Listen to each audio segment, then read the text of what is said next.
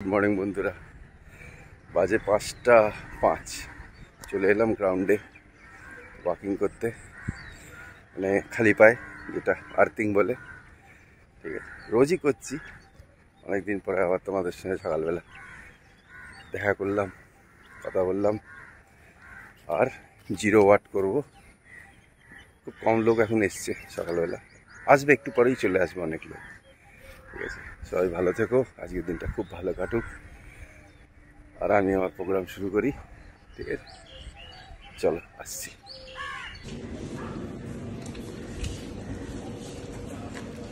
Good morning সবাইকে, good morning. আজকে হচ্ছে 30শে এপ্রিল, আর সকালে স্নান টান করে পুজো টুজো হয়ে গেল।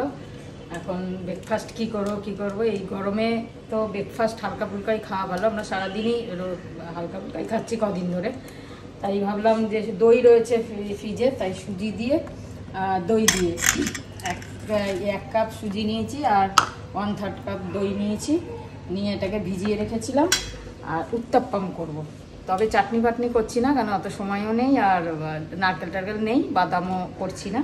তো সস দিয়ে খেয়ে নেবো আজকে, পরে ভালো করে একদিন করবো। এখানে টমেটো কুচিয়ে গেছি, ধনেপাতা কুচিয়েছি, কাঁচা লঙ্কা আর পেঁয়াজ কুচিয়েছি। ঠিক আছে, এটাকে কুচিয়ে রেখে দিলাম। আর এটা ভিজিয়ে রেখে দিয়েছিলাম 15 মিনিট 20 মিনিট মতো।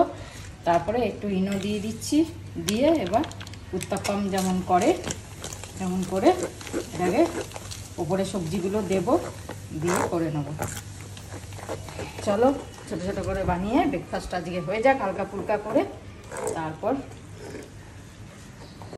দেখো দু চামচ দিয়েছি লিকুইড ব্যাটারটা, আর তারপরে একটু পেঁয়াজ, একটু টমেটো, একটু ধনেপাতা, একটু কাঁচা লঙ্কা সব দিয়ে দিয়েছি।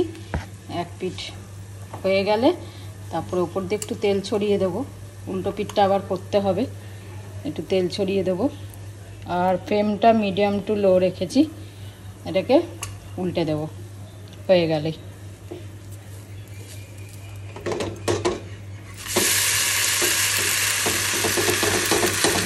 ওই পিঠটাও ভাজা হয়ে যাবে। এরকম করে ছোটো ছোটো করে উত্তপ্পম বানিয়ে নিই আর টিফিনে খাই আজকে। এই হলো উত্তপ্পম রেডি, আর তার সাথে একটা করে পোচ করলাম, ব্যাস খেয়ে নিই টিফিন। চলো, হ্যাঁ চলো, তারপর রান্নায় যাব।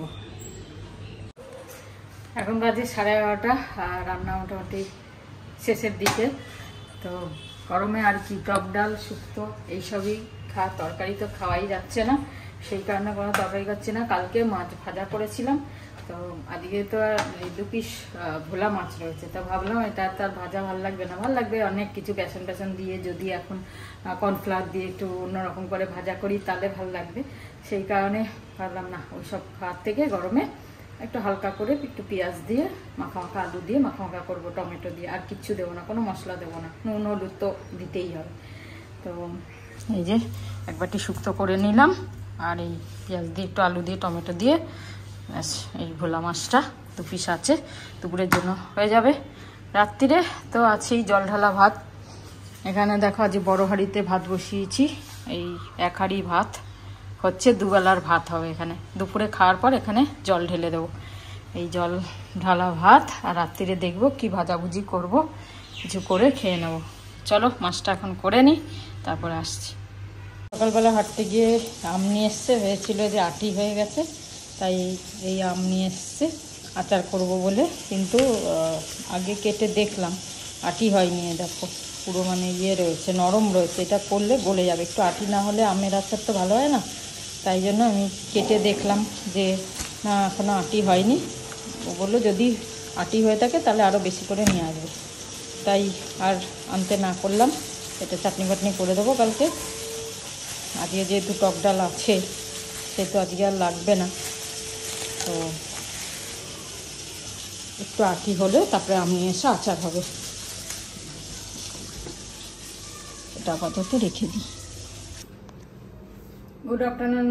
তো বসে গেলাম খেতে। আজকে এই যে শুক্তো, বেশি করে শুক্তো সব খাচ্ছি, পাঁপড় ভাজা আর এই টক ডাল। টক ডালটা কালকে করেছিলাম, তো আজ অল্প অল্প রয়ে গেছে, হয়ে যাবে, তাই খাচ্ছি। চলো, আর আমাদের এই যে মাছ 2 পিস করে নিয়েছি। এখন বাজে 6:10, এত লু বইছে বাইরে। তো রোজই এরকম হচ্ছে। আমরা অনেক দিন ধরেই কি করছি, সকাল এত তাড়াতাড়ি ছাদে ওঠা যাচ্ছে না, মানে হাঁটাও যাচ্ছে না, ছাদের পুরো গরমটা বেরোয়। তো তাই জন্য একটু দেরি করেই বেরোয়। আগে তো 5:05 মধ্যে ছাদে চলে যেতাম।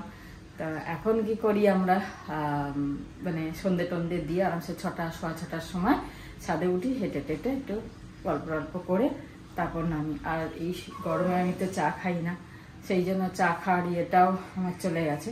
মানে গরমে ইচ্ছাই করে না চা খেতে।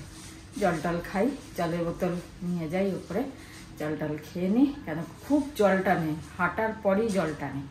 তো সেই কারণে জল খেতে ইচ্ছা করে ভীষণ। তো চলো এখন সন্ধে টন্ধে দেবো, দিয়ে তারপর যাব ছাদে হাঁটতে, হেঁটে হেঁটে তারপরে একটু পরে আরামসে নামবো।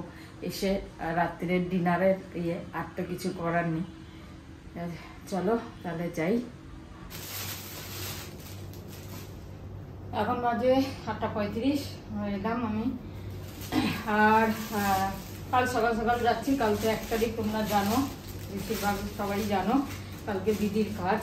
তো গেল আর তো যেতে পারিনি, মা যেহেতু হসপিটালে ছিল। আর এবছর সেই কারণে যাচ্ছি।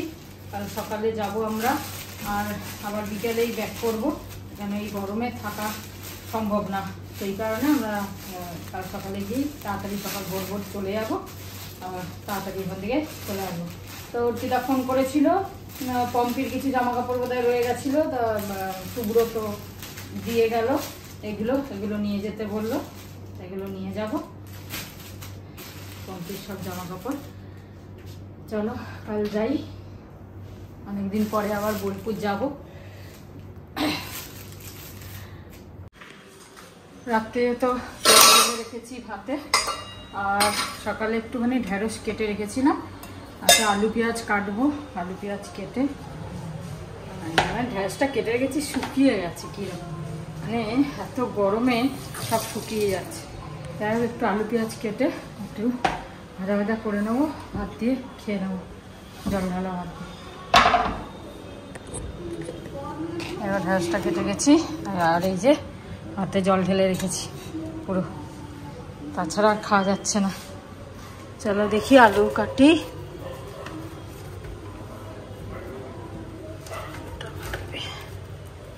চলো এটা কেটে ভেজে নিই, ফটাফট ভাজা বসিয়ে দিই, তাড়াতাড়ি খেয়ে দে,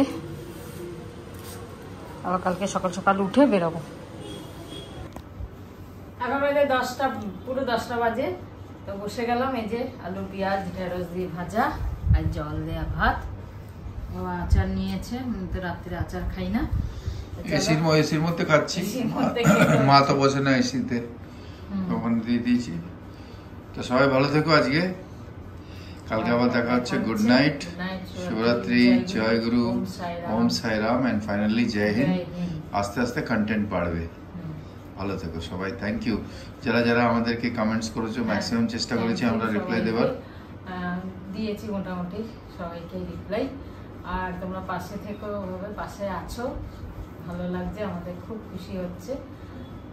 চলো আজকের মতো এখানে শেষ করছি। জয় হিন্দ।